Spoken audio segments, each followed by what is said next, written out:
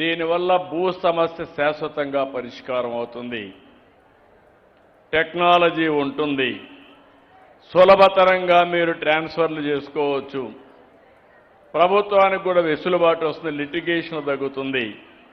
ఈ సందర్భంగా మిమ్మల్ని అందరినీ ఒకటే కోరుతున్నా, మీరు కూడా కుటుంబ సభ్యులు ఉంటారు. ఇప్పుడు భూమి రేట్లు పెరిగాయి. పెరిగితే మీకు కూడా బాంధవ్యాలు మారిపోతున్నాయి. భూమితో ఉండే బాంధవ్యంతో అన్నదమ్ములు కొట్లాడుకునే పరిస్థితికి వచ్చారు. పిల్లలు తల్లిదండ్రులు గొడవలు వచ్చే పరిస్థితికి వచ్చింది. ఇవన్నీ కూడా మనం మానేసి మనం అందరం కూడా దీన్ని లిటిగేషన్ తగ్గించుకొని ముందుకు పోవాల్సిందిగా నేను మిమ్మల్ని కోరుతున్నా.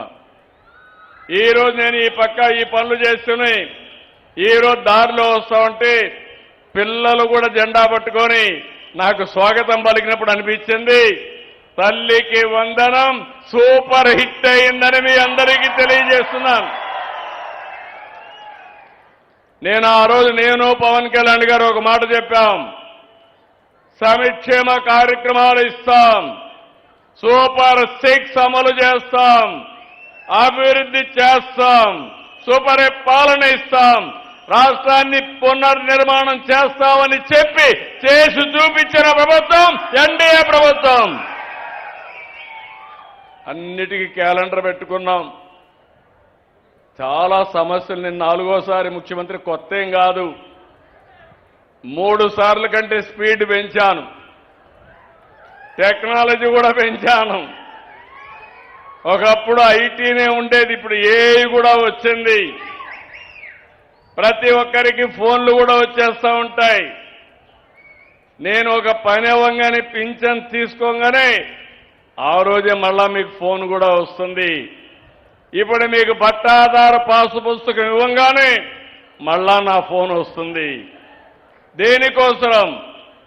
మీకు ఎలాంటి ఇబ్బందులు లేకుండా చేయాలని, మీరు ఎలాంటి బాధలు పడకూడదనే ఉద్దేశంతో ఈ కార్యక్రమాలు చేస్తున్నాం. ఇక్కడికి వచ్చినప్పుడు అభివృద్ధిలో మీరు చూస్తే ఇక్కడే ఈ నియోజకవర్గంలో త్రాగునీటి సమస్య ఉంది. కొల్లేరు మొత్తం చేపల చెరువులు ఈ జిల్లాలో ఎక్కువగా ఉంటాయి. ఎక్కడ చూసినా నీళ్లు కనపడొస్తాయి, తాగడానికి మాత్రం మంచినీళ్లు కనపడవు. అలాంటి సమస్య ఉంటుంది.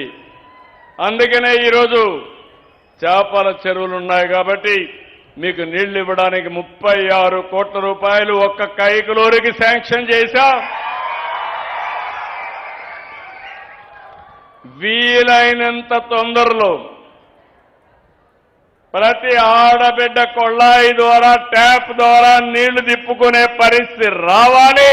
అది కూడా చేసి పెడతామని మీ అందరికీ హామీ ఇస్తున్నా.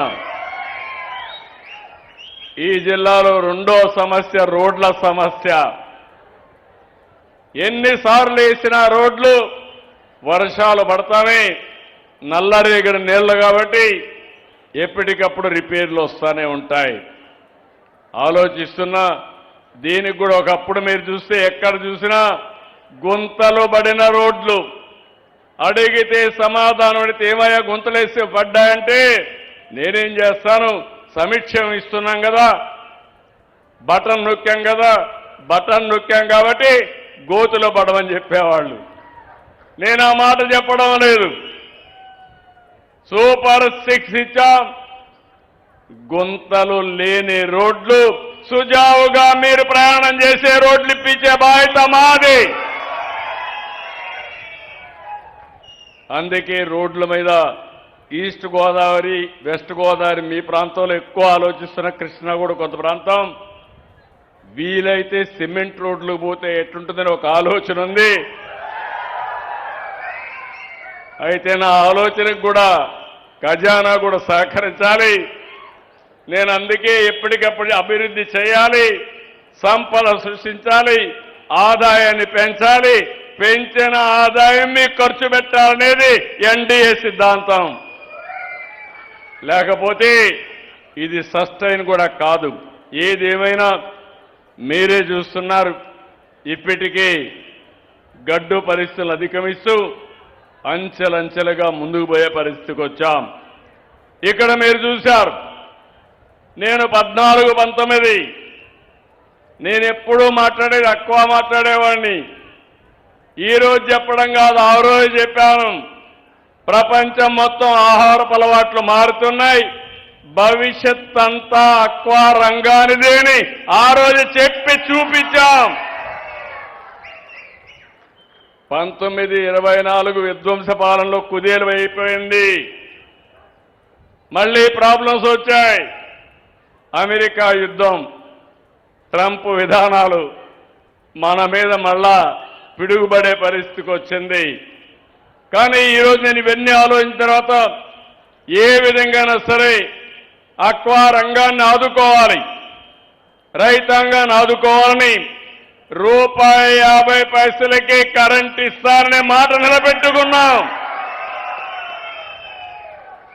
నేను ₹2 ఇస్తే ఆ రోజు లేదు, నేను ₹1.50 ఇస్తానని జోన్ నాన్ జోన్ అనే పేరు పెట్టి 10 ఎకరాల పైన ఉంటే వాళ్ళ కరెంట్ ఇవ్వకూడదని ఒక ఆంక్షలు పెట్టి మిమ్మల్ని ఇబ్బందులు పెట్టారు.